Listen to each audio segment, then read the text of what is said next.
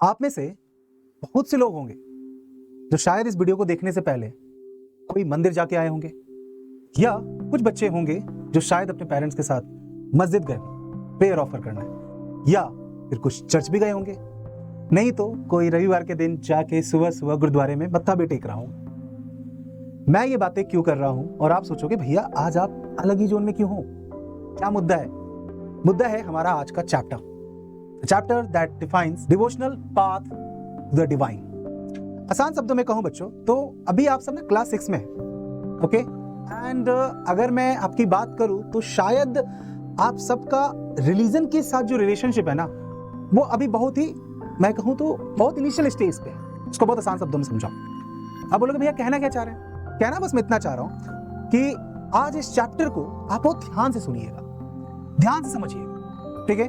क्योंकि हो सकता है कि शायद अभी तक आपके दिमाग में रिलीजन को लेके, धर्म को लेके जो भी बातें आपके दिमाग में फीड की गई हूं, शायद आज इस चैप्टर के बाद और इस सेशंस के बाद, इस वीडियो के एंड तक अगर आप रुकते हो तो वो सारी चीजें आपके दिमाग में चेंज हो जाए, ओके? क्योंकि चैप्टर बहुत सेंसिटिव है। Now we are gonna talk about the religion, different form of religion basically, ठीक है? हम शुरुआत करेंगे कि हमारी कंट्री में रिलीजन या धर्म की बातें कब शुरू हुई, मकसद क्या था उसका शुरू होने का, ठीक है? किन्होंने शुरू किया और फिर विद द टाइम उसमें क्या क्या चेंजेस आए, ठीक है? और उसका आज के टाइम में आपको क्या असर देखने को मिलता है। So let's begin the chapter. Welcome back again to the birding champs class 6 to 8। मैं हूं आपका अपना कुमार भैया, और आराम से बैठो, ठीक है? और आराम से डिस्कस करते हुए चीजों को चलते हैं, ओके? अब देखो, जब मैं आपसे बात करूं ना अगर धर्म की, रिलीजन की, तो आपका जवाब मुझे पता है क्या होने वाला है। आप जिस भी रिलीजन से बिलोंग करते हो, नो डाउट आप कहोगे आपको, क्योंकि नॉलेज उसी रिलीजन के बारे में है, और नो डाउट इस एज पे मैं ये एक्सपेक्ट कर रहा हूं कि आपको ज्यादा नॉलेज भी नहीं है। जो भी इंफॉर्मेशन आपको अपने पेरेंट्स के थ्रू, अपने ग्रैंड पेरेंट्स के थ्रू, अपने भाई बहनों के थ्रू दी गई है, आप उतने ही नॉलेज के साथ हो, ठीक है? लेकिन कभी आपने अगर ये बैठ के सोचा, कभी आपके दिमाग में ये सवाल आया तो कमेंट करके बताना। अगर मेरे दिमाग बचपन में आता था, मैं हमेशा ये सोचता था कि अरे यार ये रिलीजन है क्यों? Why am I Hindu? Why my friend is Muslim? Why my another friend is Punjabi, वो टर्बन बांध रहा है, okay? Why one of my friend goes church to offer prayer, और सबकी प्रेयर डिफरेंट क्यों है, ओके? तो दिमाग में ये सवाल जो है ना रहता था मेरे, आपके दिमाग में भी होगा, आप में से बहुत बच्चों के दिमाग में होगा, and I know that. But होता ये था कि जब भी घर में इस तरह के सवाल पूछ लिए जाए तो घर वाले बड़ा एक तो हंसते हुए भी जवाब देते थे और इग्नोर भी बहुत करते थे। क्यों? उनका कहना होता था कि भैया आप जिस रिलीजन के हो आपको बस उतने ही रिलीजन के बारे में पता भी होना चाहिए, ठीक है? क्योंकि एक पॉइंट तक ठीक भी और एक पॉइंट तक नहीं भी ठीक, इसीलिए क्योंकि नो डाउट आप जिस रिलीजन से बिलोंग कर रहे हो उस रिलीजियस चीजों के बारे में आपको पता होना चाहिए, सो दैट कि उस इंफॉर्मेशन और उस नॉलेज को आप अपने नेक्स्ट जनरेशन को ट्रांसफॉर्म कर सको। अभी जब हम चैप्टर शुरू करेंगे ना बच्चों, तो आपको समझ में आएगा कि कोई भी रिलीजन या कोई भी धर्म जो है ना, उसको बनाने का मेन मोटिव था कि एक पर्टिकुलर टाइप की जो नॉलेज है, इंफॉर्मेशन है, जो फॉर्म ऑफ नॉलेज है, उसको ट्रांसफर करना, उसको हैंड ओवर करना generation by generation by generation. और मैं आपको सही बताऊं तो जब आप चैप्टर एंड करोगे ना तो मोरल ऑफ द स्टोरी आपको यही समझ में आएगी, और आप खुद कहोगे भैया एट द एंड एक्चुअली में सारे रिलीजन में सेम ही तो बात कही गई है ना? हम मोरल ऑफ द स्टोरी पहुंचेंगे लास्ट में, ठीक है? तो एक एक करके इसके बारे में बात करते हैं। अब देखो, जब रिलीजन नहीं था, ओके, जब रिलीजन नहीं था तो लोग क्या कर रहे थे? लोग उस समय भी सुपर नेचुरल पावर्स में बिलीव तो करते थे, है ना? जो लोग जंगलों में रह रहे हैं वो फॉरेस्ट में पेड़ पौधों की पूजा कर रहे हैं, कोई सूरज की पूजा कर रहा है, कोई वाटर की पूजा कर रहा है, कोई माउंटेन की पूजा कर रहा है, ठीक है? लेकिन उसके बाद लोगों के दिमाग में आइडिया आया, the idea of supreme God, ठीक है? किसी के दिमाग में आया कि भैया कोई तो है जो एकदम टॉप पे, and that someone is ruling the country, कोई तो है जो ये चीजें चला रहा है, इस यूनिवर्स को कह लो, इस पृथ्वी को कह दो, इस प्लैनेट को कह दो, तो लोगों के दिमाग में आइडिया आया। तो आइडिया आया, idea of a supreme God, ठीक है? अब देखो होता क्या था, मैंने वही बताया आपको। अर्ली वर्शिप अगर हम देखेंगे तो उसमें आपको क्या देखने को मिलेगा? जो लोकल गॉड एंड गॉडेस हैं, लोग उसी की पूजा कर रहे हैं, ठीक है? जब किंगडम्स वगैरह आपके इमर्ज नहीं हुए, ओके? लोगों का ये मानना था, लोगों का ये बिलीव था कर्मा एंड रीबर्थ में, कि जैसे कर्म आप करोगे उसी के हिसाब से आपका पुनर्जन्म होगा। ये आज भी है, वैसे बेसिकली आज भी, इसलिए कहते हैं कि अच्छे काम करो, अच्छे कर्म करो। अच्छे कर्म करोगे तो नेक्स्ट टाइम दोबारा से इंसानों की योनियों में आपका जन्म होगा। बेसिकली आप दोबारा से इंसान बनोगे। अगर नहीं करोगे तो पता चला कोई जानवर बना दिए जाओगे, this kind of stuff. Okay, ये हर रिलीजन में, अभी उसके अंदर हम नहीं जाने वाले। ओके, अब ये बात थी कि जो लाइफ वाली बात थी, कर्म वाली बात थी। अच्छा, सोसाइटी में अगर हम देखें, सोसाइटी के बारे में मैंने पहले ही बताया आपको, अभी लास्ट हमारे वन शॉट्स के अंदर मैंने उस चीज को कवर किया। नहीं देखा तो यहां क्लिक करके देख लेना। जैसे मैं बताया, सोसाइटी को डिवाइड किया था कास्ट सिस्टम में, ठीक है, कास्ट के बेसिस पे। अच्छा, कास्ट से पहले जो डिवीजन था वो डिवीजन लोगों के काम करने के बेसिस पे डिवाइड था कि जिस कैटेगरी में आप काम करोगे। और उस समय फिर यही था कि जिस कैटेगरी में आपका जन्म हुआ है, आप उसी कैटेगरी के हो तो आपको वही वाला काम करना है और जनरेशन बाय जनरेशन वही चीजें चलेंगी, ठीक है, और अगले जन्म में भी आप वही होगे। तो ये बिलीफ था। लेकिन बात वही आई विद द टाइम, जब लोग आए तो लोगों ने इन चीजों को चैलेंज किया। लोगों ने एक सवाल उठाए कि भैया आपकी ये आइडियोलॉजी, आपकी ये बातें उचित नहीं है, ठीक है, क्वेश्चन करना शुरू किया। और यही होता है सोसाइटी में, जब आप कोई भी चीज चल रही है और उसको जिस दिन कुछ भी फ्रैक्शन ऑफ पीपल्स क्वेश्चन उठाना, सवाल उठाने लग जाए ना, समझ जाओ कि वहां से वो संकेत है, वो इशारा है चेंज होने का, कि something big is gonna happen. Question करना, इसमें बार बार क्यों कहता हूं, बी क्यूरियस, सवाल करो यार, सवाल करने चाहिए। छोटे मोटे गलत सही आपको जज नहीं करना। आपके दिमाग में कुछ भी आया है, आस्क इट। जब तक पूछोगे नहीं ना तो लोग जवाब भी नहीं देंगे, और जब तक जवाब नहीं मिलेगा और वो सवाल आपका क्लियर नहीं होगा तो आपकी नॉलेज और आपकी इंफॉर्मेशन ग्रो भी नहीं करेगी। खैर, come to the topic. Okay, जैसे कि देखो, जैसे आपका क्या हुआ, जैसे बुद्धिज्म और जैनिज्म जब आया, जब बुद्धा और जब हम गौतम बुद्धा की बात करें, महावीर जैन जैसे लोगों की बात करें, तो उन्होंने चैलेंज किया। उन्होंने कहा कि जो ये रीबर्थ का जो साइकिल वगैरह है, जिस बात पे आप लोग बिलीव कर रहे हो, और जो ये सोशल बैरियर बना रखा अपने कास्ट सिस्टम, ये एग्जिस्ट नहीं करता। उन्होंने इस चीज को चैलेंज किया कि ये गलत है, ठीक है। फिर एक टाइम पीरियड शुरू होता है राइज ऑफ भक्ति, ठीक है। भक्ति में क्या है बेसिकली कि लोग क्या कर रहे हैं, लोग फुल्ली डिवोटेड है सम पर्टिकुलर गॉड और गॉडेस। जैसे कि हम इस चैप्टर में देखेंगे, आप आगे चल के, supreme God like Shiva, Vishnu, Durga, ये पॉपुलर हुए। देवों के देव महादेव कहते हैं ना, कोई महाकाल का भक्त कहता है, कोई अपने आप को हनुमान भक्त कहता है। तो ये भक्ति जो है किसी एक पर्टिकुलर गॉड और गॉडेस को, जैसे लोग कहते हैं अपने इष्ट देव, सुना होगा आपने कि मेरे इष्ट देवता ये है। वो इष्ट देवता कहने का मतलब है बेसिकली कि मैं इन देवता को ज्यादा मानता हूं, इन देवता की ज्यादा पूजा करता हूं, दैट गॉड इज। तो ये जो भक्ति वाली बात है ना, और आप ये नोटिस करना, हर फैमिली में एक पर्टिकुलर गॉड या गॉडेस है जिनको ज्यादा पूजा जाएगा, ठीक है। ये अपने आसपास आप कमेंट करके खुद बताना, आपकी फैमिली में सबसे ज्यादा कौन से गॉड या गॉडेस की पूजा होती है, ठीक है, आपको पता चलेगा। नो डाउट, हिंदू से अगर आप बिलोंग कर रहे हो, अगर हिंदुइज्म आप फॉलो कर रहे हो, हिंदू कम्युनिटी से आप बिलोंग करोगे, तो वहां पे 33 करोड़ देवी देवता है ना। हाँ, बाकी अगर हम अदर रिलीजन में आएंगे तो वहां पे जो कंपैरेटिवली जब गॉड की बात आती है, गॉडेस की बात आएगी, तो वो आपका कम होता जाता है। हिंदू में बहुत ज्यादा है। खैर, तो मैं आपको बता रहा था कि ये वाला भक्ति पीरियड आपका शुरू हुआ, ठीक है। लोगों ने पर्टिकुलर एक, अभी हम देखेंगे, किसी ने विष्णु जी को अपना गॉड माना तो वो फिर एक अलग कम्युनिटी बनने लगी।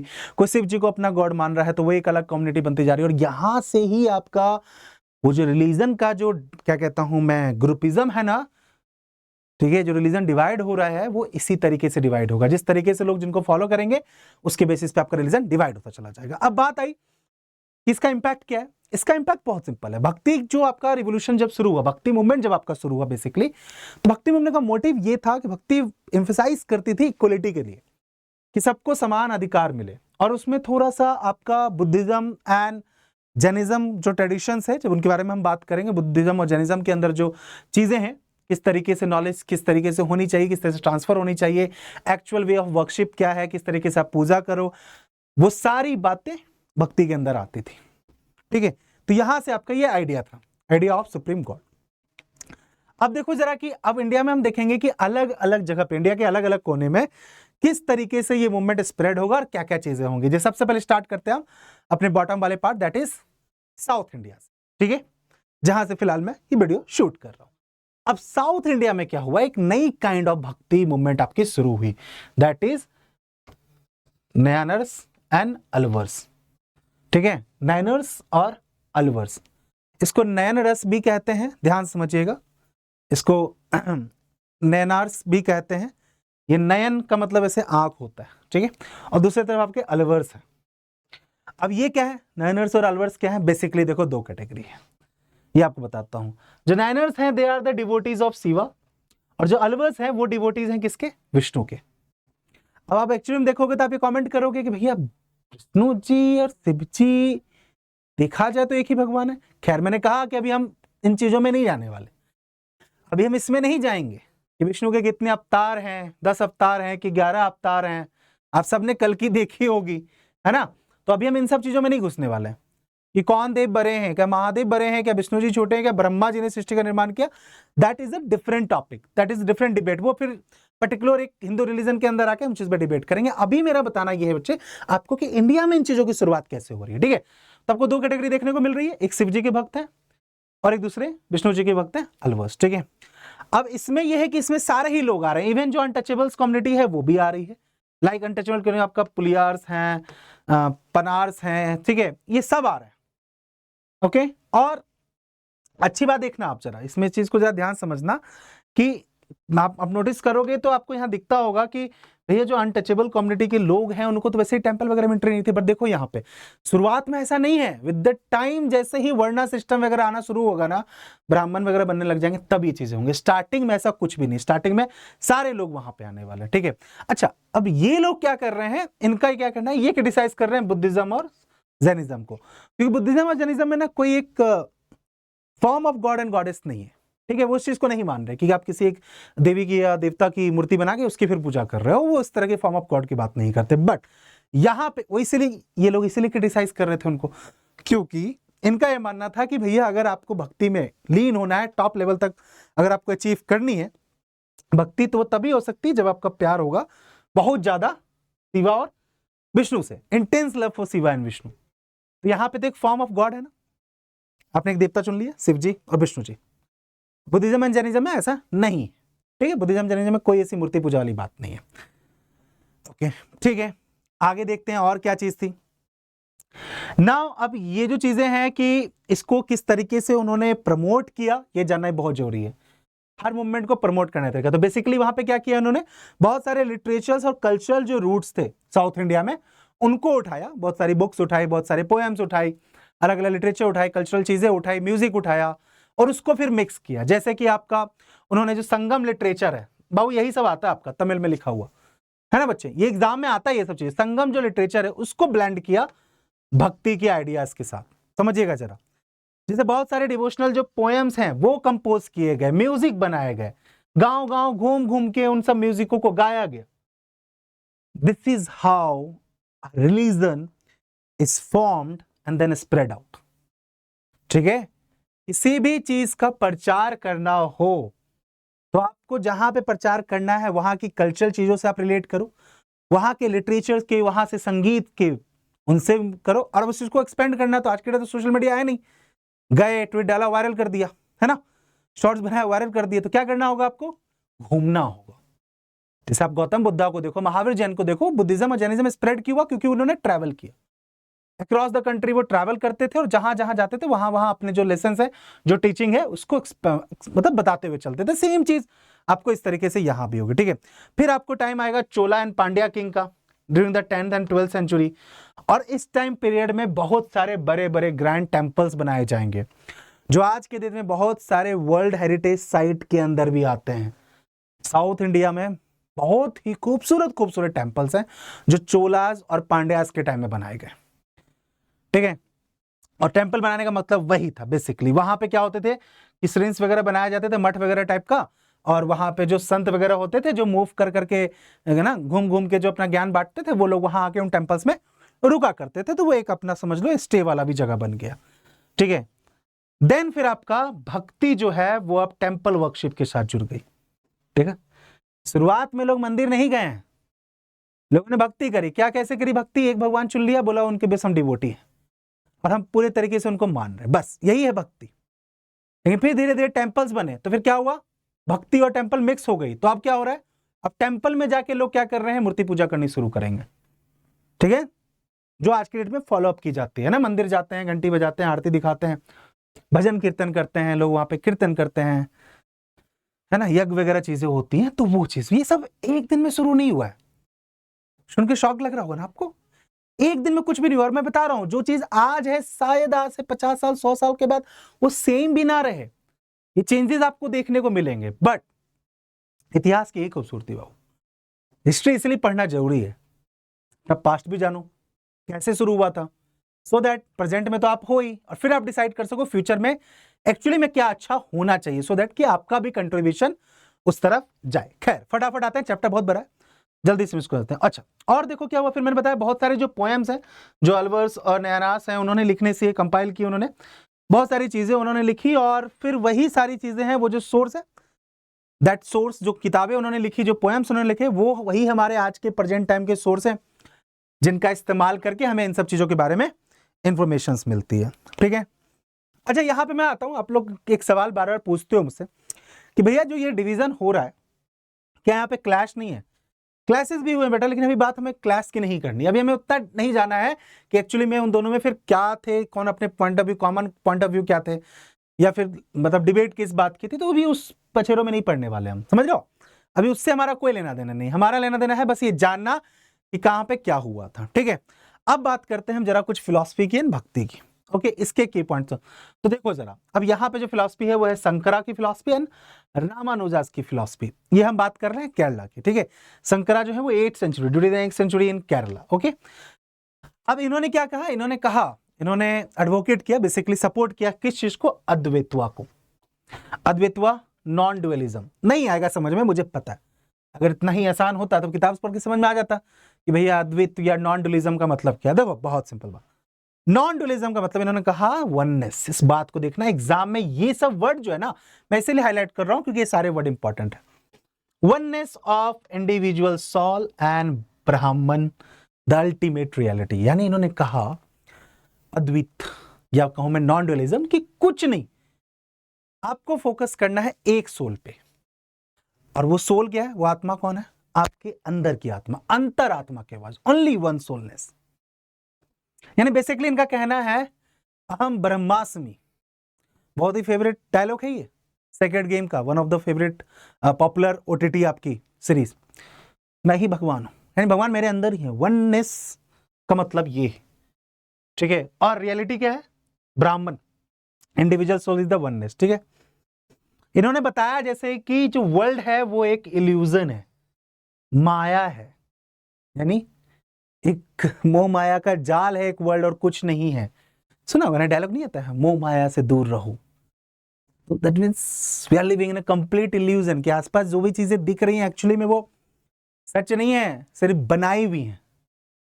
जैसे कि अपने क्रिस्टोफर नॉलन्स की मूवी इंसेप्शन 5 बार देखोगे तब जाके शायद कहीं समझ में आएगी, और भी ढंग से नहीं आएगी। ठीक है, तो बस वही उन्होंने बताया कि सब कुछ वर्ल्ड जो है इल्यूजन है, और जो ब्राह्मण है that is formless and without attributes, कि कोई इसका मतलब उनका ये कहना था बेसिकली, अगर मैं इसको बहुत समराइज करूं, कि जो भक्ति है, जो हम बात डिवोशंस की कर रहे हैं, devotions is nothing, is just a formless चीज है, कोई सब फॉर्म नहीं है, यानी कोई एक रूप नहीं है, कोई आकार नहीं है चीजों का।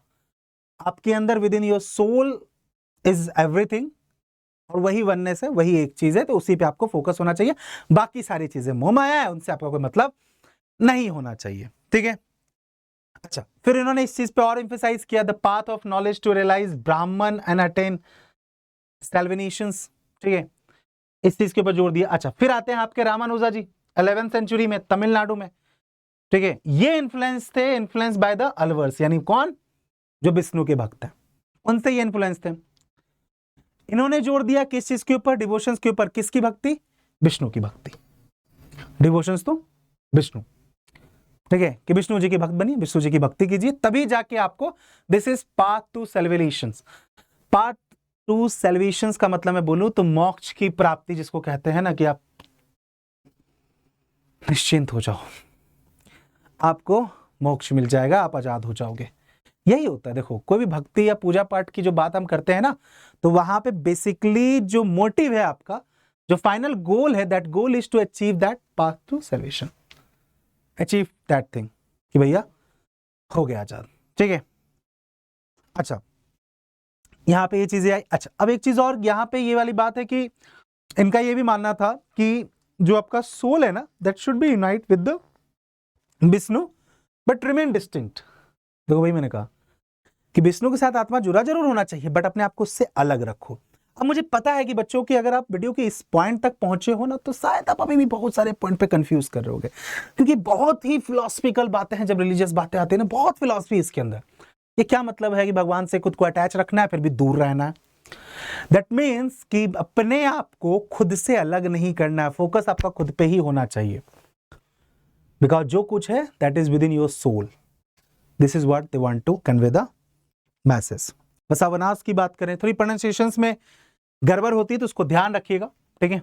इसकी शुरुआत होती है आपकी कर्नाटका में, that is in mid of 12th century, और इसको लेड करते हैं, लेड बाय बसावना या और अलामा, ठीक है। अलामा प्रभु आपका आएगा, इसमें नाम आपका अखंबा देवी का नाम आता है। ये सब नाम याद रखिएगा, एग्जाम में ये सब पूछा जाता है, ये सब लोग हैं, ठीक है। मैं यहाँ रेफरेंस के लिए पिक्चर्स लगा रहा हूं सो दैट कि आपको पता हो कि मैं किन की बात कर रहा हूं, ठीक है। तो ये वो लोग हैं जो वैष्णविज्म या वैष्णविज्म को फॉलो करेंगे। अब इनका क्या कहना होगा, ये क्या करेंगे समझिएगा जरा। ये कनेक्शन है आपका टेम्पल वर्शिप, और उसको कनेक्ट करना है किससे, बिटवीन द तमिल भक्ति मूवमेंट। ध्यान समझिएगा, देखो पहले क्या हो रहा है, टेम्पल वर्शिप और भक्ति मूवमेंट, फिर क्या है भक्ति मूवमेंट के अंदर क्या आ रहा है, तमिल भक्ति मूवमेंट। मैंने कहा ना, देखो यही चीजें डिफरेंस होती चली जाएगी, छोटा छोटा डिफरेंस होगा और फिर एक अलग अलग कम्युनिटी आपकी बननी शुरू हो जाएंगे। कोर बिलीफ की बात करें तो ये क्या कर रहे हैं, ये एडवोकेट कर रहे हैं इस चीज को, equality of all human beings, rejecting caste distinctions and gender discriminations. बहुत अच्छी बात, कुछ नया नहीं, पुराना जो है उसमें 2 पॉइंट और ऐड हो गए। इक्वलिटी ऑफ ह्यूमन बीइंग की बात थी, यहां मैंने कहा equality of human being plus कोई जेंडर पे बेस पे डिस्क्रिमिनेशन नहीं होना चाहिए और कास्ट के बेस पे कोई डिस्क्रिमिनेशन नहीं होना चाहिए। हो गया। फिर कुछ नया आएगा तो 3 पॉइंट होंगे, उसमें कुछ पॉइंट और ऐड हो जाएंगे, ठीक है। अच्छा, अपोज किसका किया, अपोज किया इन्होंने ब्राह्मणिकल रिचुअल्स का। आइडल वर्शिप, ध्यान समझिएगा, कोई मूर्ति पूजा नहीं करेंगे। ट्रेडिशनल टेंपल प्रैक्टिसेस, वही मंदिर जाना, मंदिर जाके पूजा करना, यज्ञ करना, जो भी है उनका इनका अपोज कि ये सब करने की जरूरत नहीं है। अगर आपको पार्ट तो सल्वेशन यानी मोक्ष की प्राप्ति तक करना है तो इन सब चीजों पे नहीं करना है। इनका कहना हुआ कि भैया आपका अगर आपको भक्ति करनी है और आपको इन सब चीजों को फोकस करना है तो आपका फोकस सिर्फ होना चाहिए to direct devotions, direct devotions. Okay, ये चैलेंज कर रहे थे उस समय के सोसाइटियल और रिलीजियस जो भी नॉर्म्स थे उनको। तो ठीक है, अब मूव करते हैं हम थोड़े अपने वेस्टर्न पार्ट की तरफ, चलते हैं महाराष्ट्र और देखते हैं फिर महाराष्ट्र में भक्ति आपको दिखेगी। महाराष्ट्र में 13 टू 17 सेंचुरी। देखो शुरुआत देखो, मैंने बोला ना साउथ से शुरुआत हुआ है, ऑब्वियस सी बात है। आप नीचे से ऊपर की तरफ मूव करोगे ना, समझ रहे हो, शुरुआत नीचे से हुई, फिर धीरे धीरे नीचे से ऊपर साउथ से जाएंगे, महाराष्ट्र जाओगे, फिर आप नॉर्थ इंडिया चले जाओगे, फिर आप कहीं नॉर्थ ईस्ट जाओगे। तो इस तरीके से शुरुआत नीचे बॉटम से हुई है, ठीक है।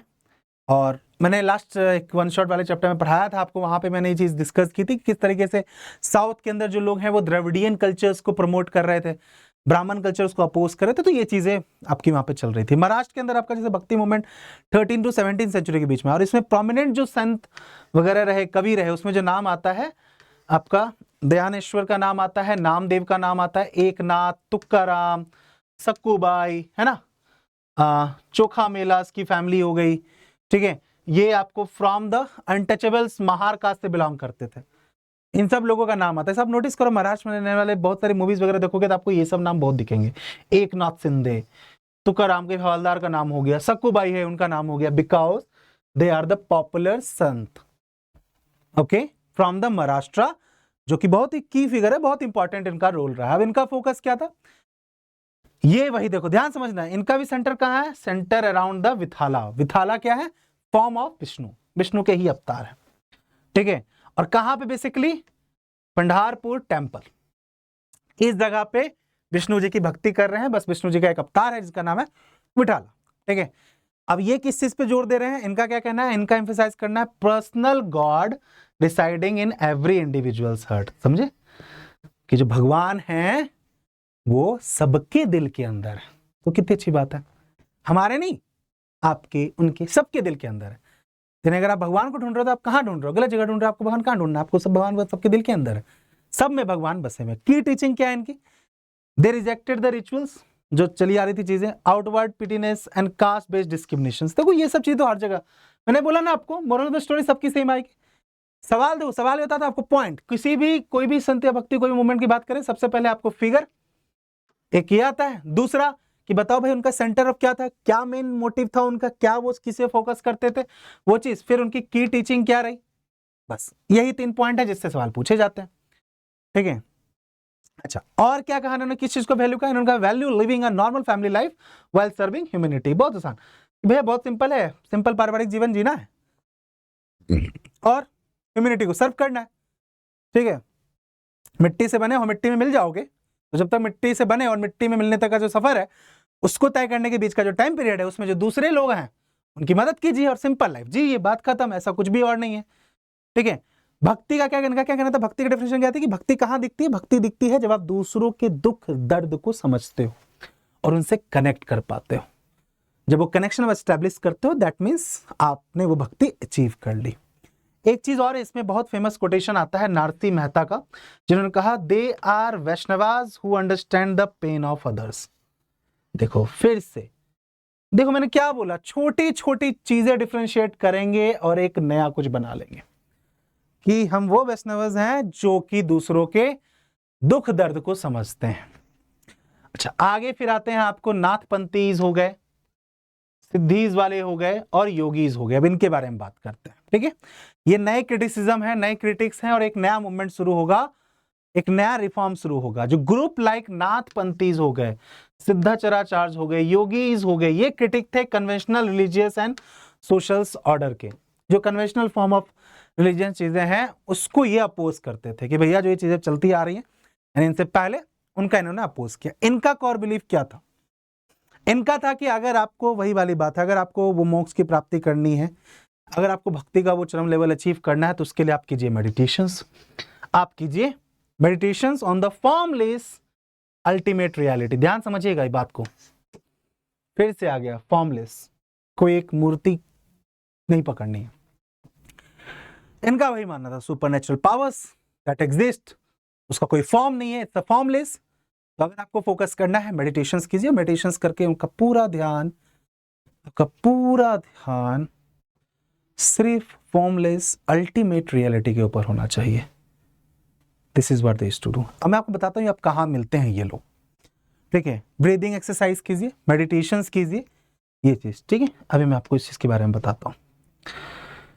जैसे कि आपने देखा होगा कुंभ के मेले वगैरह में, कभी आप प्रयागराज जाओ, बनारस जाओ, तो वहां पे आपको नागा साधुज वगैरह दिखेंगे, अघोरीज दिखेंगे।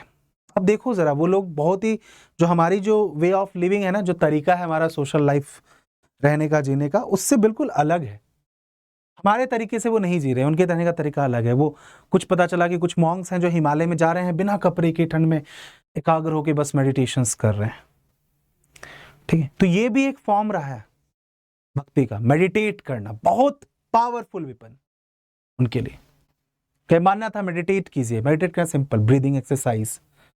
ठीक है, ब्रीथ पे कंट्रोल, अपने आप पे कंट्रोल, और कोई फॉर्म वगैरह, वही टेंपल वर्शिप वगैरह नहीं, बस खुद पे फोकस रखना है और जो फॉर्मलेस अल्टीमेट रियलिटी है उसकी खोज कीजिए, सत्य की खोज। बहुत डीप बात है, आप अभी वहां तक नहीं पहुंच पाओगे, तो वेरी, मैंने कहा विद द टाइम आप चीजें समझोगे।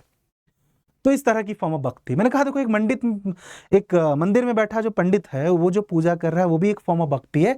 और सिमिलर टाइम पे एक योगी साधु संत हैं जो कहीं गंगा के किनारे, कहीं पहाड़ों पे, बिना कोई घर परिवार ये सब कुछ भी नहीं है उनका, देखोगे तो आपको देख के डर भी लग सकता है। छोटे बच्चे डर, मैं तो डर ही जाता था भाई, मैं उनको देखता था डर जाता था कि उनके बाल जो होते थे बड़े अजीब तरह के दिखते थे, लंबे लंबे बाल हैं, जटाएं बंधी हुई हैं, राख लगी हुई है, तो बड़ा ही भयावह लगता था। लेकिन आप उन लोगों को देखोगे, they are very knowledgeable person. तो सही बता रहा हूँ, कभी मिले मौका तो उनसे बात करना, उनमें से बहुत लोग बहुत पढ़े लिखे, बहुत नॉलेजेबल होते हैं। कुछ कुछ तो IIT IIMs के भी लोग होते हैं जो वो उस तरह की भक्ति को अचीव कर लेते। देखो वही फिर कैटेगरी बनती जा रही है ना, थोड़ा थोड़ा डिफरेंस किया, कैटेगरी बनते चली गई। ठीक है, अच्छा, एक अब दूसरे रिलीजन पे आते हैं, that is Islam and Sufism. अब देखो जरा, बहुत से लोगों को लगता है इस्लाम और सूफिज्म एक है, नहीं, दोनों में डिफरेंस है, दोनों में डिफरेंस है। अब जो सूफी है वो भी संत है, जो सूफी लोग हैं वो भी आपका संत हैं, और इनका कहना है कि भगवान से डिवोशंस का मतलब है भगवान से प्यार कीजिए, compassion for all human being, कि आपका जो प्रेम है, आपका जो प्यार है वो सारे ह्यूमन बीइंग के लिए हो। अगर आप सूफिज्म नहीं से, इस्लाम तो आप समझ रहे हो कि हाँ आपको इस मस्जिद समझ में आ रही है, इस्लाम समझ में आ रही है, इस्लाम कम्युनिटी समझ में आ रही है, Muslims they are basically following the Islam community.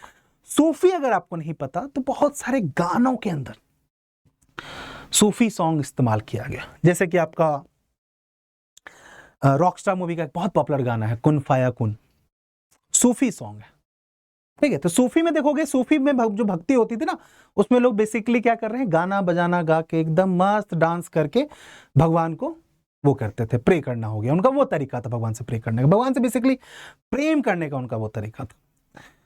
अच्छा, इन्होंने किसका अपोज किया, ये रिजेक्ट की जितनी भी रिलीजियस और कॉम्प्लेक्स रिचुअल्स हैं उन सब चीजों कहा कि वो सब नहीं, वो सब सही नहीं है, फोकस कीजिए on personal union with God, कि किस तरीके से आपका कनेक्शन हो सके भगवान के साथ, उस पर आपको फोकस करना जरूरी है। तो दे रिजेक्टेड बाकी जितनी भी चीजें थी। अच्छा, और जो मेथड ऑफ स्पिरिचुअल ट्रेनिंग है वो क्या थी, चैंटिंग, जिसको जिक्र कहते हैं।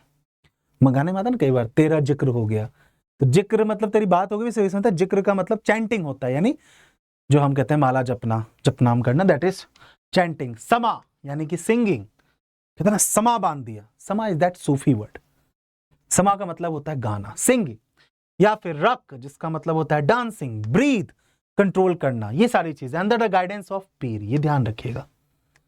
ऐसे नहीं करना है, पीर यानी कोई एक स्पिरिचुअल मास्टर होंगे, उनके गाइडेंस में ये सारी चीजें करनी है। अगर टाइम होता ना मैं आपको इस बारे में बताता, बहुत इंटरेस्टिंग ऐसे मूवीज और सॉन्ग वगैरह बने हुए हैं जिनमें इन सब चीजों के बारे में बात की गई है, और वो गाना आप सबने सुना भी होगा, बट आप उससे रिलेट नहीं कर पाते हो, कभी इसके ऊपर हम अलग से बात करेंगे। फिर नाउ इन्होंने और क्या किया, इन लिटरेचर में बहुत ज्यादा काम किया, जैसे इन्होंने बहुत सारी पोएट्री लिखी, ठीक है। जैसे कि एक बहुत गाना है, बुल्ला की जाना मैं कौन, बुल्ला की जाना मैं कौन, तो बुल्ला की आपके जो है बुल्ले शाह जो है आपके हैं, वो यही सूफी संत ही हैं, ठीक है। तो ऐसे बहुत से सॉन्ग हैं, मुझे अभी याद नहीं आ रहा, जिसमें उन बातों का जिक्र है जहां पे जो बुल्ले शाह है वो किस तरीके से अपने जो पीर रहे, यानी उनके जो मास्टर्स थे, उनके लिए वो बातें लिखते थे, उनसे इतना प्रेम करना, उनसे बिछड़ने का दर्द लिखना, उनके बारे में लिखना कि मैं आपके इंतजार कर रहा हूं, मैं आपके लिए गीत गा रहा हूं। तो ये तरीका था उनका डिवोशंस का, ठीक है। फिर सूफी ऑर्डर्स क्या है, जिसको हम सिलसिला कहते हैं, सिलसिला इज बेसिकली तरीका आप कह सकते हो, ऑर्गेनाइजेशंस। तो वो था आपका जो किस जिसमें कि बेसिकली आपका जो उसमें करना क्या है, उसमें एक यूनिक मेथड है, यानी जो यूनिक तरीका है उसको आपको फॉलो करना है, ठीक है। जैसे कि इसमें बहुत सारे ऑर्डर्स आएंगे, जैसे कि आपका चिश्ती सिलसिला आएगा जो इंडिया में बहुत ज्यादा था, उसमें जो संत है उसमें नाम आता है ख्वाजा मोइनुद्दीन चिश्ती का, अजमेर, याद है अजमेर में जो दरगाह है, अजमेर शरीफ जिसको कहते हैं, ये वही है ख्वाजा मोइनुद्दीन चिश्ती।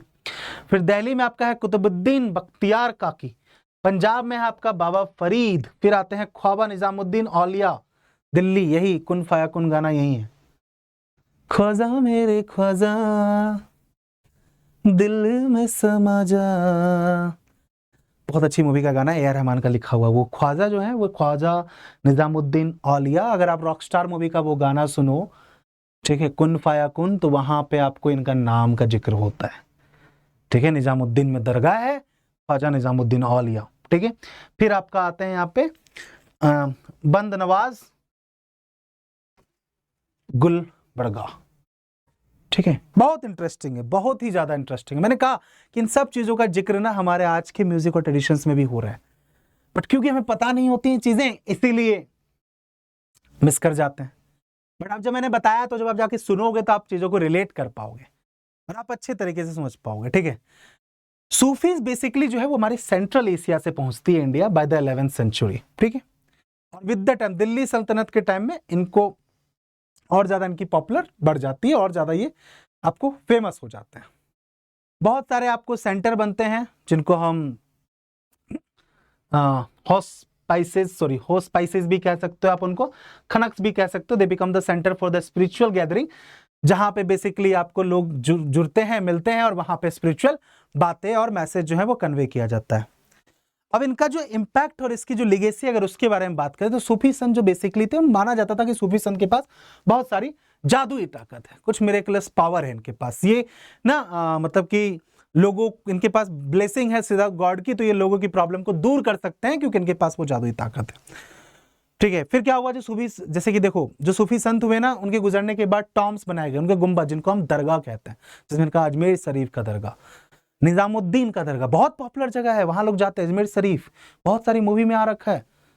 ठीक है, दरगाह, दरगाह इज बेसिकली जहां पे जो भी संत रहे उनका ग्रेवयार्ड समझ लो आप, कब्रिस्तान। वहां पे जो चादर चढ़ाते हैं लोग, वो उन दरगाह के ऊपर, उनके ग्रेव के ऊपर ही चादर चढ़ाई जाती है, या फूलों की टोकरी लेके लोग जाते हैं अजमेर शरीफ में। तो दरगाह बनाया गया, फिर बाद में वही दरगाह आपके पिलग्रिम यानी तीर्थ स्थान बन गए, और लोग वहां जाने लगे, लोगों का विश्वास होने लगा, ठीक है, कि दिस इज द प्लेस जहां पे जाके उनकी मन्नतें और उनके दुख दर्द सुने जाएंगे। ठीक है, तो इस तरीके से वो एक सिंबल ऑफ स्पिरिचुअल चीजें मिली। इसी टाइम पीरियड में आपको नॉर्थ इंडिया में अगर हम देखेंगे तो बहुत सारे नए रिलीजन आपको डेवलप्ड होंगे इन नॉर्थ इंडिया। बेसिकली बहुत सारे, जैसे कि मुगल सल्तनत वगैरह आएगी तो इस्लाम का आपको इन्फ्लुएंस देखने को मिलेगा, हिंदुइज्म, आपको ब्राह्मणिकल हिंदुइज्म देखने को मिलेगा, सूफीज्म हो गए, अदर फॉर्म ऑफ वैक्टिव ट्रेडिशन जैसे कि मैंने बताया नाथपंथ, सिंधाज और योगी, ये तो आपके हैं ही जो इस टाइम पीरियड में देखेंगे। फिर नए नए शहर बनेंगे, नए नए किंगडम्स आपको इमर्ज होने लग जाएंगे। ठीक है, लोगों के जो प्रोफेशंस है वो भी अब बदलने लग जाएंगे। जो लोग हैं वो बेसिकली जो मोनली क्राफ्ट पर्सन या पीजेंट या ट्रेडर हुआ करते थे, वो भक्ति मूवमेंट ज्वाइन करने लग जाएंगे। ठीक है, और यहीं पे बहुत सारे जो की फिगर्स हैं, संत महात्मा फकीर आप कह सकते हो, वो आएंगे और फिर उनकी टीचिंग फेमस होगी, जो हम आज भी पढ़ते हैं। हिंदी की किताबों में जिक्र है किनका, कबीर का, बाबा गुरु नानक जी का, जिन्होंने जो ऑर्थोडॉक्स रिलीजियस मेथड है ना, ये टेंपल जाके वर्शिप करना, एक मूर्ति पूजा करना, रिचुअल्स परफॉर्म करना, उन सब का बहिष्कार किया। कहा इन सब चीजों की जरूरत ही नहीं है। आपको अगर स्पिरिचुअल पाथ पे चलना है, आपको ये सब चीजें अचीव करनी है, तो उसके लिए कुछ नहीं, एकांत जगह बैठना है, सीधा भगवान से बातें करनी है, प्रार्थना करना है। तुलसीदास जी राम के भक्त थे, है ना, जिन्होंने रामचरितमानस लिखी अवधि में। ठीक है, जो बेसिकली आपके Ramcharitmanas is the main asset, आप कह सकते हो लिटरेचर एसेट, जहां से हमें राम जी के बारे में सारी इंफॉर्मेशन मिलती है। सूरदास कृष्ण के भक्त रहे, बहुत सारे कंपोज किए उन्होंने, जिसमें सूरसागर आपका है सबसे इंपॉर्टेंट, जहां पे उन्होंने कृष्ण के प्रति भक्ति दिखाई। सूरदास बेसिकली आपको ब्लाइंड थे, है ना, सूरदास आपको ब्लाइंड थे, बट कृष्ण के बहुत बड़े भक्त थे। और वहां भी लोगों को लगता था कि ब्लाइंड होने के बाद उनके पास बहुत सारे पावर है, बट ऐसा कुछ नहीं, ये सब आपको भक्त रहे। असम में आप देखोगे तो आपको शंकरादेव दिखेंगे, असम में 15th सेंचुरी में, जिन्होंने विष्णु की भक्ति के बारे में बात करी, और वहां पे उन्होंने नाम घर वगैरह बनाए। नाम घर बेसिकली आपका प्रेयर हॉल है, जहां पे आप नाम जप करोगे, माला लेके विष्णु जी का नाम जप करोगे। संत लाइक दादू दयाल हो गए, रविदास हो गए, मीराबाई होगी 16th सेंचुरी में।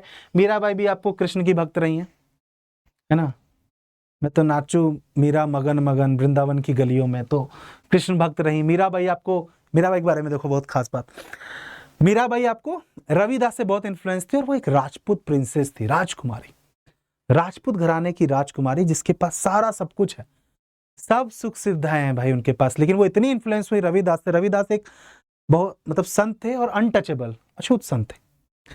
ठीक है, लेकिन वो कास्ट और इन सब चीजों को नहीं मानते थे और बहिष्कार करते थे, और कृष्ण के बहुत बड़े भक्त थे। और भक्ति कैसे करते थे, भजन गा के।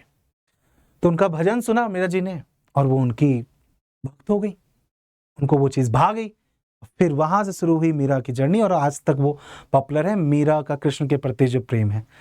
अब जो साधु संत रहे, उन्होंने क्या किया, अपने अपने काम को अलग अलग रीजनल लैंग्वेज में, ठीक है, पोएम लिखी, चीजें लिखी, है ना। जैसे अभी कबीर के बारे में पढ़ेंगे तो कबीर के दोहे हैं, कबीर की साखी है, जो हिंदी में आपके आती है चैप्टर्स के अंदर, पढ़ोगे अगर अभी तक नहीं पढ़ा है तो। मीराबाई के दोहे हैं, सब पढ़ोगे आप, तो देखोगे उन्होंने किस तरीके से चीजों को एक्सप्रेस किया, और उनका वही लिखा हुआ है, इसलिए आज हमारे पास वो एक्सेस है, पढ़ के हम समझ पाते हैं कि अच्छा क्या वो भक्ति मूवमेंट रहा।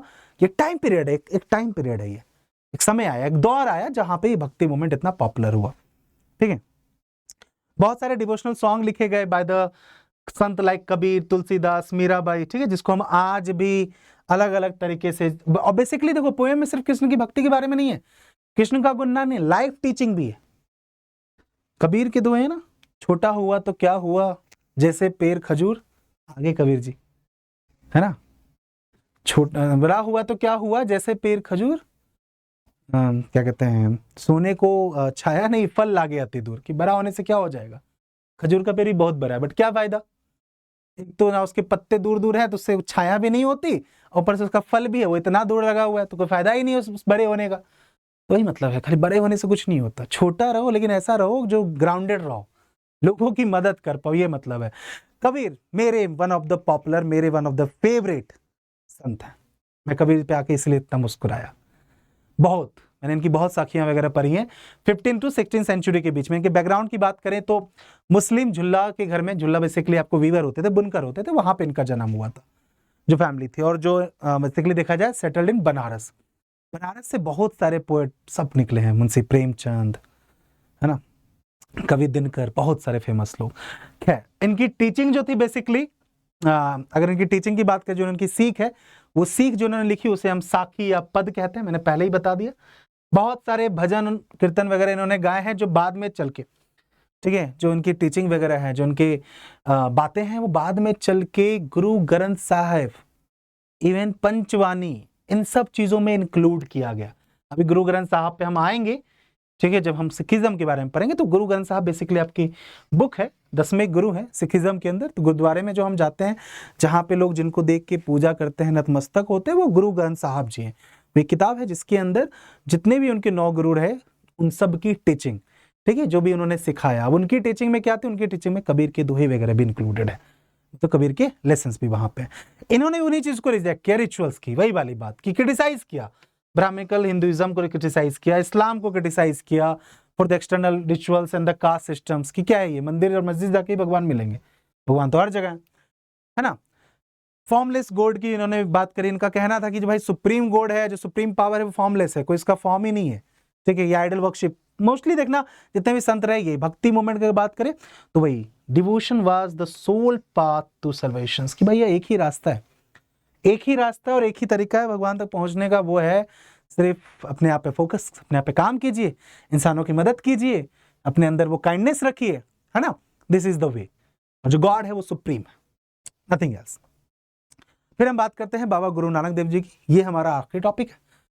बाबा गुरु नानक देव जिनका जन्म हुआ तलवंडी, जो आज के डेट में आपका नानका साहिब है, पाकिस्तान के अंदर 1469 में। नानका साहब बेसिकली वहां पे आपका करतारपुर कॉरिडोर आपने सुना होगा, जो एक गुरुद्वारा है करतारपुर कॉरिडोर के अंदर, जहां पे जो इंडियंस हैं, इंडियन पंजाब से लोग जो हैं वो भी वहां जाते हैं विजिट करने के लिए, बट अब वो आज के डेट में पाकिस्तान के अंदर आ गया, ठीक है। तो तलवंडी में इनका जन्म हुआ 1469 में। उसके बाद ये ट्रैवल करते हैं और एक सेंटर स्टेब्लिश करते हैं करतारपुर में, रावी नदी के तट के किनारे, ठीक है। और फिर इन्होंने ही शुरू की थी लंगर, गुरुद्वारे में लंगर चलता है ना, बहुत ही स्वादिष्ट दाल रोटी मिलती है, हलवा मिलता है मूंग दाल का, सीरा, पानी आ गया मुझे, लंगर का खाना बहुत टेस्टी, बहुत स्वादिष्ट होता है। तो लंगर बेसिकली इन्हीं का कंसेप्ट था, लंगर मतलब कि एक community kitchen free for all, और वो इन्होंने इसलिए किया था प्रमोटिंग इक्वलिटी, एक अमीर और एक गरीब भी वहीं बैठ के खाएगा, एक अपर कास्ट लोअर कास्ट जो बना रखा है वो भी वहीं बैठ के खाएगा, कोई ऐसा एक मेल एक फीमेल भी वहीं बैठ के खाएंगे, बूढ़ा भी बैठ के खा रहा है, बच्चे भी बैठ के खा रहे हैं, तो कोई डिफरेंस ही नहीं है। उस इक्वलिटी को प्रमोट करने के लिए इन्होंने लंगर और कम्युनिटी किचन शुरू किया। अच्छा, इन्होंने बात करी वही वर्शिप ऑफ वन गॉड। आप नोटिस करो सब जगह आपको कॉमन चीज दिख रही है, एक भगवान। जो हमने अलग अलग बना लिए ना, इसी से मतभेद होगा, सबने इसी बात पे जोर दी। और आप नोटिस करो कि आज के डेट में, मैंने आपको क्या बोला था, आप किसी भी रिलीजन से हो, जब मोरल स्टोरी आएगी तो वहां पे आपको कुछ चीजें बहुत कॉमन आएगी, worship of one God, direct connection to God, rituals को फॉलो नहीं करना है, जो भी ये रिचुअल्स है रिचुअल्स के अगेंस्ट है, ह्यूमन इक्वलिटी की बात की जाएगी, कास्ट डिस्क्रिमिनेशन से अवॉइड कीजिए, बस वही चीजें आपको यहां भी आती है। Rejected caste, freed, gender distinctions देखने को मिल गया। एम्फेसाइज किया for the active life, social commitment, helping others rather than inner bliss. सिर्फ खुद के बारे में नहीं सोचना है कि खुद को कहां से सुकून और शांति मिल सकती, नहीं, सबके बारे में सोचिए, सबके बारे में बात कीजिए, सबके लिए काम कीजिए। इन्होंने टर्म्स यूज कीजिए लाइक नाम, जिसका मतलब होता है राइट वर्शिप, है ना, कहते हैं नम जपना, नाम जपना, दैट मीन्स राइट वर्शिप, सही तरीका। दूसरा दान, मतलब वेलफेयर ऑफ अदर्स, दूसरों की मदद करना। स्नान, purity of conduct, to summarize his teaching, तो नाम, दान, स्नान, 3 चीजें बात करिए, ठीक है, कि किस तरीके से आप अपने आप को बेटर फॉर्म ऑफ डिवोशंस में उतार सकते हो, ठीक है। लीगेसी और सक्सेशन की बात करें, उसके बाद इन्होंने लहना को अपॉइंट किया एज हिज सक्सेसर, और बाद में चल के वो लहना बने आपको गुरु अंगद, और इन्होंने काम किया, बहुत सारी चीजें लिखी। गुरुमुखी जो स्क्रिप्ट है वो इन्होंने ही लिखनी स्टार्ट करी। बेसिकली वही स्क्रिप्ट है जिसके अंदर बाद में चल के जितने भी आपको गुरु होंगे उनकी सारी जो टीचिंग है पहले की और बाद में आने वाले लोगों की टीचिंग उनमें इंक्लूड की जाएगी, ठीक है। फिर देन जो उनके सक्सेसर्स थे, उनकी जो टीचिंग्स थी उसमें उन्होंने अपना वर्क भी ऐड किया इसमें, जैसे कि मैंने बताया कबीर हो गए, शेख फरीद हो गए, नामदेव हो गए, इन सब की बातों को गुरु ग्रंथ साहब में 1604 में आपका इंक्लूड किया गया। और गुरु गोविंद सिंह जो कि इनके सक्सेसर थे, ठीक है, उन्होंने गुरु ग्रंथ साहब को ऑथेंटिकेट किया, ऑफिशियली ऑथेंटिकेट किया कि हाँ ठीक है, इस चीज को मान लिया जाए। अच्छा, अगर मैं इनकी कम्युनिटी और ग्रोथ की बात करूं, बाबा गुरु नानक के फॉलोअर्स जो हैं बेसिकली वो बेसिकली या तो ट्रेडर्स थे या एग्रीकल्चर में इन्वॉल्व थे, आर्टिशियंस थे, लेकिन with the time 16th century में ये आपको फैलने लगे, ठीक है। जो आपका रामदासपुर शहर है आज की डेट में, जिसे अमृतसर के नाम से जाना जाता है, वो शहर आपको स्टेब्लिश हुआ है एक गुरुद्वारे के इर्द गिर्द, जो है हरमिंदर साहब, जिसको हम गोल्डन टेम्पल के नाम से जानते हैं। बहुत इंपॉर्टेंट है, जीके का भी सवाल है। Golden Temple basically is Harmandir Sahib, और वो पूरा शहर उस गुरुद्वारे के इर्द गिर्द बसा है। ऐसा नहीं कि पहले शहर बसा तब गुरुद्वारा, नहीं, पहले वो हरमिंदर साहब थे, फिर उसके चारों तरफ वो आपका मतलब कि शहर बसाया गया, ठीक है। और वहां से आपकी सेल्फ गवर्निंग जो इनका है सिख कम्युनिटी का, वो स्टार्ट होगा by the early 17th century. और फिर यहां से इनका सोशल और पॉलिटिकल रोल भी आपको देखने को मिलेगा पंजाब में, गुरुद्वारा अमृतसर के आसपास, ठीक है। जो सिख कम्युनिटी थी वो become more political and specially after the execution of, हाँ उसका रीजन समझो, execution of Guru Arjan in 1606 bye emperor Jahangir. मुगलों का, और अगर मैं बात करूं सिखिज्म की बात करेंगे तो बहुत ज्यादा इनके बीच में आपस में लड़ाइयां हैं, क्योंकि जैसे कि जहांगीर ने जो इनके वन ऑफ द गुरु अंजन जी हैं, उनका एग्जीक्यूशन कर दिया था इन 1606 में। आगे चल के आपको गुरु नानक देव जी की बात आएगी जब वो औरंगजेब से लड़ेंगे, ठीक है, और औरंगजेब ने तो और भी जो गुरु हैं उनकी भी हत्या करवाई, ठीक है। तो बहुत सारी कहानियां हैं, ओके। फिर आपको 1699 में जो गुरु गोविंद सिंह जी हैं वो आपको खालसा पंथ बनाएंगे, और यहाँ आपको सिख कम्युनिटी जो है उसको पॉलिटिकल एंटाइटी दी जाएगी कि नहीं भैया, हम सिर्फ एक रिलीजियस कम्युनिटी भी नहीं है, हम एक पॉलिटिकल एंटाइटी भी है, ठीक है। और वो बहुत जरूरी था अपने आप को प्रोटेक्ट करने के लिए, ठीक है। और अब बात वही है कि उनका मोरल वही रहेगा, गुरु नानक देव जी की जो टीचिंग है, जो बातें हैं, जो कमिटमेंट है उनका to social justice and equality, वही है। सिख फिलॉसफी की अगर बात करें तो सिंपल चीज है, बहुत बात, honest living, right worship, helping others, shaping the Khalsa and the development of Sikhism as a spiritual and the political movement. बस कि भैया सच्चे से, सच्चाई से, ऑनेस्टी से वर्कशिप कीजिए, दूसरों की मदद कीजिए, खालसा को प्रमोट करना है, और जो ये सिखिज्म है उसको as a spiritual and a political movement की तरह यूज करना है। This was all about to divine to path. I hope कि आप वीडियो के इस पॉइंट तक पहुंचे हो ना, तो आपको चीजें क्लियर हो गई हो। अगर कुछ भी ऐसा रह गया जो आपको क्लियर नहीं हुआ, आप कमेंट करके पूछना, I will come to that questions, ठीक है। और हाँ, प्लीज यहां तक पहुंचे हो तो वीडियो को लाइक शेयर एंड सब्सक्राइब करना मत भूलना, ठीक है। देखो जब भी ऐसा चैप्टर आता है ना, तो मेरे दिमाग में यही आता है सेशंस लेने से पहले कि आखिर पढ़ाने का मोटिव क्या है। क्या मैं उछल कूद करके ग्राफिक्स एनिमेशन ज्यादा डाल के आपको ट्रेडिंग करना, नहीं। कुछ इस तरह के टॉपिक होते हैं, मैं बार बार कहता हूं, जो कि आपको बहुत सीरियस तरीके से समझना चाहिए, है ना, क्योंकि बातें इतनी सीरियस है, सीरियस बातों को सीरियस तरीके से ही समझा जाए तो ज्यादा बेटर है। आई होप कि आपको मैंने बताया था चैप्टर की स्टार्टिंग में कि आपके मन में अगर कोई भी आज तक डाउट रहा हो रिलीजियस लोगों को लेकर, रिलीजियस चीजों को लेकर, तो शायद आपका डाउट क्लियर हो गया हो, ठीक है। चलो, यहां तक देखा है वीडियो, लाइक शेयर सब्सक्राइब कर देना। ये हमारा टेलीग्राम चैनल है, बार बार कहता हूं, स्कैन करके ज्वाइन कर लो। अगर स्कैन नहीं कर पा रहे हो, डिस्क्रिप्शन में लिंक है व्हाट्सएप का एंड टेलीग्राम का, दोनों का, जाके ज्वाइन कर लो। और इसके बाद मैंने कहा था कि something big is cooking up यार, कुछ तो खिचड़ी हम पका रहे हैं, और बहुत खतरनाक खिचड़ी, इस खिचड़ी नहीं बिरयानी ही पक रही है। बहुत लंबा टाइम लग रहा है, बट बहुत जल्दी आपके पास एक बहुत सॉलिड इंफॉर्मेशन आने वाली है, सो स्टे ट्यून्ड। और हाँ, मोस्ट इंपॉर्टेंट क्वेश्चन की लाइव सीरीज शुरू हो चुकी है। जिनको नहीं पता, डिस्क्रिप्शंस में लिंक मिल जाएगा, या लाइव सेक्शंस में जाओगे आपको लाइव दिखेगी, नोटिफाई मी पे क्लिक कर लिया कीजिए। और मैंने बार बार कहा कि ये जरूर ज्वाइन कर लो यार, टेलीग्राम या व्हाट्सएप, तो आपका मिस नहीं हो। मोस्ट इंपॉर्टेंट क्वेश्चन, और वो लाइव करा रहे हैं, यहाँ पे वन शॉट में से चैप्टर कराया। अब इसी चैप्टर का मैं इस वीक या अगले वीक में जाऊंगा मोस्ट इंपोर्टेंट क्वेश्चन लेके। तो आपको इस चैप्टर के जितने भी इंपॉर्टेंट क्वेश्चन है, एमसीक्यूज हो, फिल इन द ब्लैंक्स हो, ट्रू फॉल्स हो, वेरी शॉर्ट सारा कुछ मैं कवर करूंगा। ठीक है, चलो तो लाइव में मिलते हैं, तब तक रखो अपना ध्यान। Till then take care, bye and शुभ रात्रि, good afternoon, good evening, whenever you are looking at. हाँ, एक सेकेंड एक तो बताना भूल गया। मैथ्स में अगर लगता है डर और भगाना हो एंजाइटी को दूर, तो इस वीडियो पे क्लिक कर दो। सब्सक्राइब नहीं किया है तो यहां क्लिक कर दो, बाकी बेल आइकन छोड़ दो। चलो मिलते हैं अगले सेशन में। Take care, bye bye and